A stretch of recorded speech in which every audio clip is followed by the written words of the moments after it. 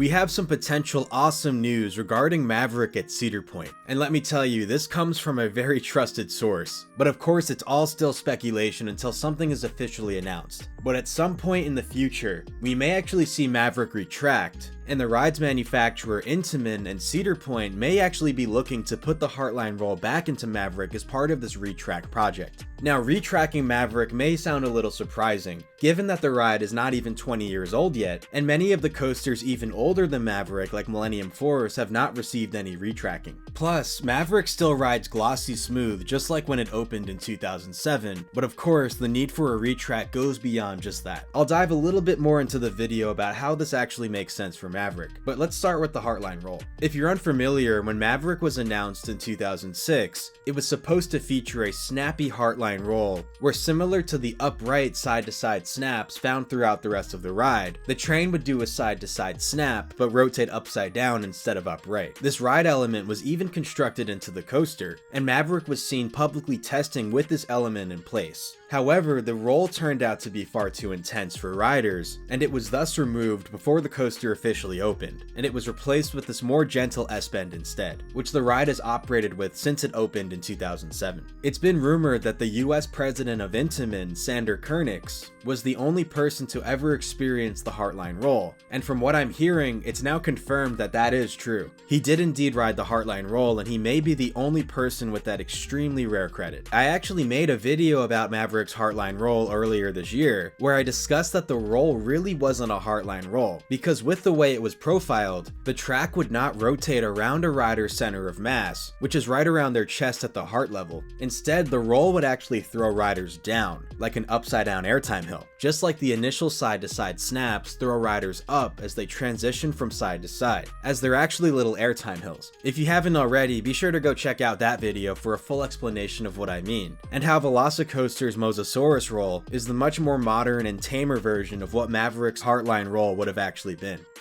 Now this leads into our retrack discussion. Maverick opened in 2007, and besides in 2020 has operated very consistently each and every year. 2020 was of course the COVID pandemic, where operations at most amusement parks were extremely limited, but overall Maverick has operated for a total of 19 seasons since it opened in 2007 to the conclusion of the 2025 season at Cedar Point. And yet it already may need a retrack at some point in the future, whereas Millennium Force, which is also an Intamin coaster that uses a similar track style as Maverick and has even larger trains, has now completed its 26th season of operation, and as far as I've heard, it does not need any sort of retrack in the near future. And just to clear any confusion, I know that 2025 was technically Millennium Force's 25th anniversary, but when you count its operational years, including the year 2000 when it opened, 2025 was technically its 26th year of operation. The same way how 2025 is Maverick's 19th year of operation, even though you could say the ride is only 18 years old. And that's just because you have to count the first year the ride opened. A large amount of Millennium Force was recently repainted, and that's not something you'd want to do if you're going to replace a bunch of track pieces, as it doesn't make sense to spend all that money to paint the pieces and then just replace them with brand new pieces. We'll touch on repainting in just a bit. Going back to the operations of Maverick vs Millennium Force, even though Millennium Force has an additional 7 years of operation compared to Maverick, it's actually likely that Maverick is cycled a lot more than Millennium Force. Now you may be asking, how is that even possible? But let's do some math.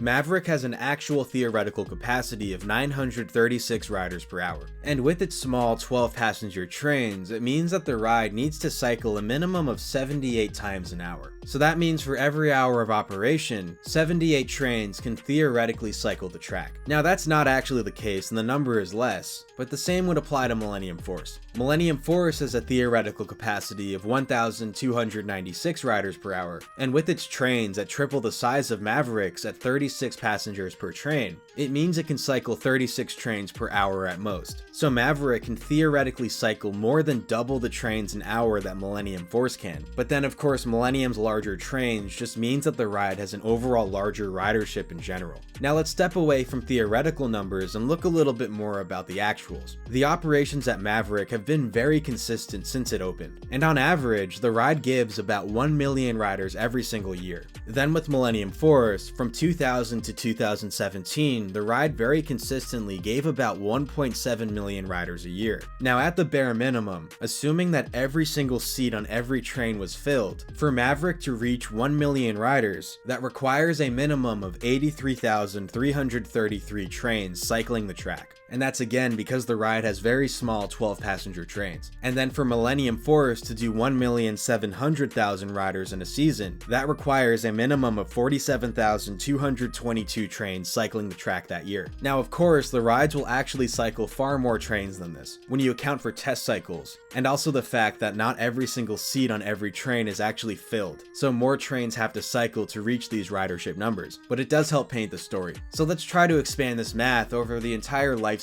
of both coasters. And again, this is pretty generic as I'm going to count the year 2020 as a regular operating season, even though it really wasn't, as the rides cycled far less that year than they normally do. But overall, I think this will still help paint the story, especially with what I'm going to do with Millennium Force's numbers. You'll see that right now. So with Maverick, if I take the minimum of 83,333 cycles for the ride to reach 1 million riders a year, and then I multiply that by 19 for the ride's 19 years of operation, I get a total of 1,583,333 cycles.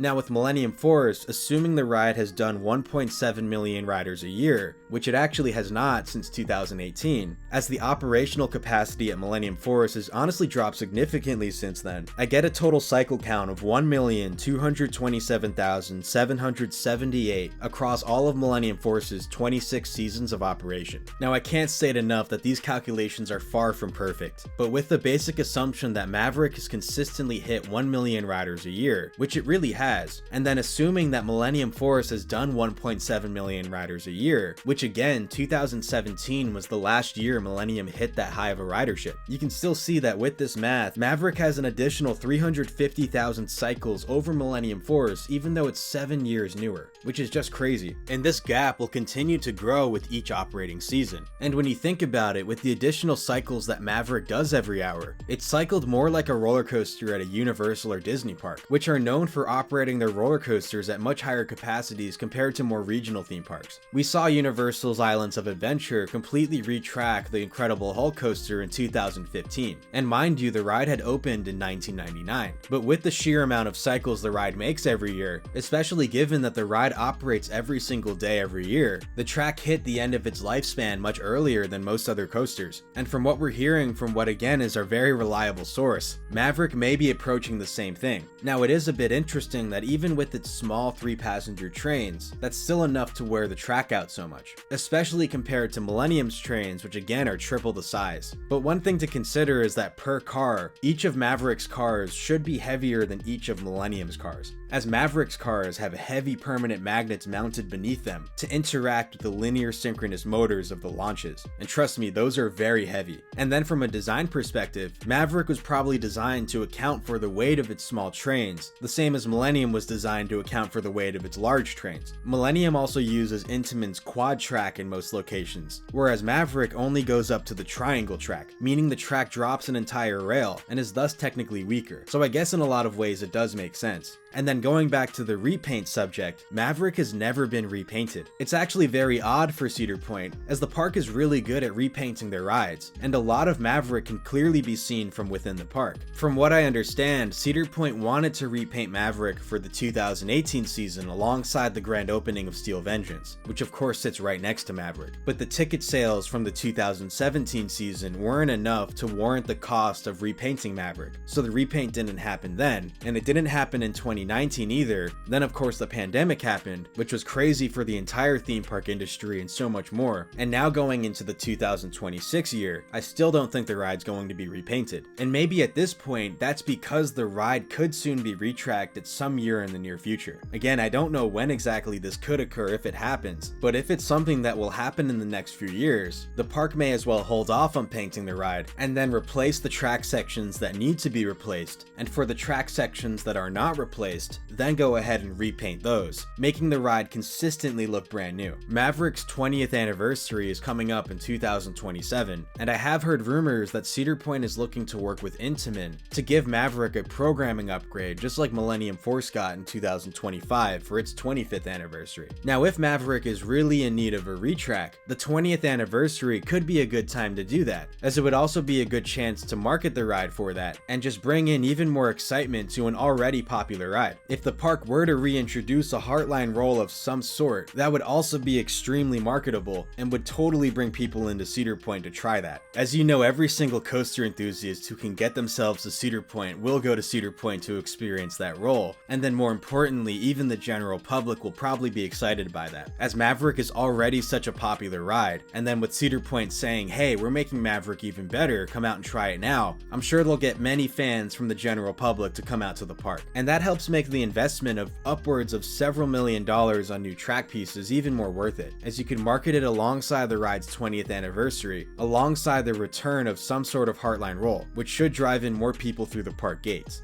Now, with this Heartline roll, I would not expect it to be nearly as extreme as the original one, and probably more similar to the Mosasaurus roll on Velocicoaster, which is much more spread out. The ride already has space for that where the existing Heartline roll was, as the roll would just need to begin earlier and then end later. But that stretch looks to absolutely be available for the train to do that. And then just think about it, Maverick is already so good, and then if you add a Mosasaurus roll into it, the ride will continue to remain elite, even at 20 years old and beyond. When I first heard about this, that Maverick might need to be retracked and that the park was looking into adding the Heartline roll back, I questioned it at first, but then what I presented to you guys in this video was my thought process behind it, and now I think it actually makes a lot of sense for that. And I mean, it makes sense that the retrack may need to actually happen at some point in the near future, and then if they're already retracking the ride and spending millions to do so, why not make the ride more marketable and better at the same time and add back in the Heartline roll, but in a much safer configuration that will still make the ride even better than it was before. I think with that, I'll conclude this video, and be sure to comment down below what you think about this whole situation. Again, I cannot confirm that this will actually happen, but from where I heard about this, it emphasizes that this is a real potential project. I just can't confirm if it will actually happen or not. Only time will tell for that. Anyway, with that, I hope you guys enjoyed this video, and again, be sure to comment down below what you think about this, and also if you'd like the Heartline roll to come back on Maverick. Be sure to like the video if you enjoyed it, and subscribe for more nerdy content just like this. I'll catch you guys all in the next one. Peace.